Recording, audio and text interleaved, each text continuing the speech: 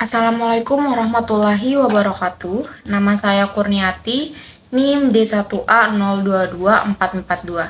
Di sini saya akan menjelaskan sebuah materi dengan tema apa akar masalah penyebab konflik pluralitas etnik di Indonesia dan bagaimana strategi penyelesaiannya. Definisi konflik. Konflik biasanya didefinisikan sebagai suatu bentuk perbedaan atau pertentangan ide, pendapat, paham, dan kepentingan di antara dua pihak atau lebih.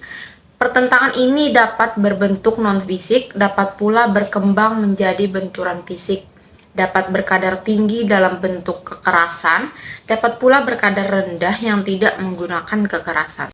Selanjutnya, faktor-faktor penyebab konflik etnis. Kelompok sosial disebut sebagai etnis karena mereka mempunyai satu atau lebih simbol-simbol kebudayaan, seperti halnya sebagai akibat dari agama atau kepercayaan, keturunan, bahasa, kesamaan asal-usul, gaya hidup, dan adat istiadat. Pengertian suku menggambarkan adanya sejumlah manusia yang menyandang kebudayaan tunggal dengan unsur-unsur sama. Bahasa, tata hidup dalam keluarga, adat istiadat, tata hubungan antara manusia beserta alam sekitarnya, dan sebagainya. Konflik antar suku yang sering disebut sebagai konflik etnis dapat terjadi kalau yang pertama, ada dua suku hidup berdampingan. Yang kedua, dalam hubungan sosialnya terjadi interaksi. Dan dalam interaksi itu dirasakan oleh salah satu atau kedua pihak bahwa ada unsur-unsur budaya yang bertentangan. Ada ketimpangan sosial, satu pihak dominan terhadap pihak lainnya, atau terdapat sumber kebudayaan yang menjadi bahan perebutan. Faktor kontradiksi budaya. Terdapat banyak stereotipe sosiologis yang melekat pada etnis dan wilayah budaya tertentu yang menunjukkan karakteristik kesatuan etnis dan budaya itu dalam interaksi multikulturalisme. Sentimen itu dapat bernada kekaguman, memuji, sampai dengan mengejek, dan berkonotasi sinisme. Stereotipe ini sangat multidimensional, negatif maupun positif, ironis atau bahkan tragis, lugu maupun licik. Faktor kekerasan struktural. Berdasarkan faktor struktural, dapat dilihat proses-proses ekonomi dan politik pembangunan yang selama Orde Baru berlangsung di Kalimantan Barat dan Kalimantan Tengah.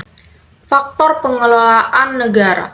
Faktor pemicu konflik etnik ketiga adalah kemampuan pengelolaan negara, terutama berkaitan dengan masih memburuknya kinerja aparatur penegak hukum, khususnya kepolisian. Hukum tidak pernah ditegakkan sebagaimana yang diidamkan oleh masyarakat. Alternatif pemecahan atau cara penyelesaiannya.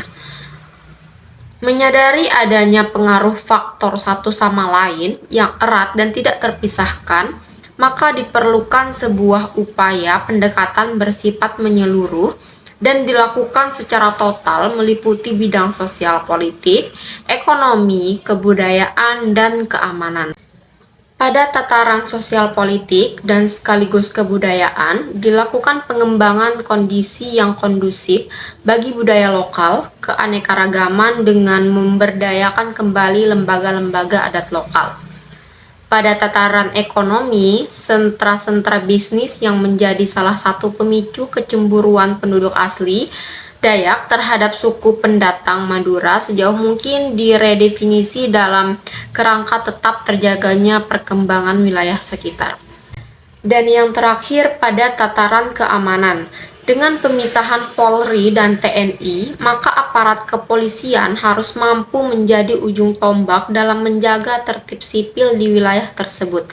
Pada konteks ini, keberadaan aparat TNI untuk membantu tugas kepolisian hanya bersifat sementara, yang pada suatu saat akan diserahkan kepada pihak kepolisian untuk mengatasinya. Mungkin hanya itu dari saya. Apabila ada kesalahan, saya mohon maaf. Dan terima kasih atas waktunya. Sekian dari saya. Wassalamualaikum warahmatullahi wabarakatuh.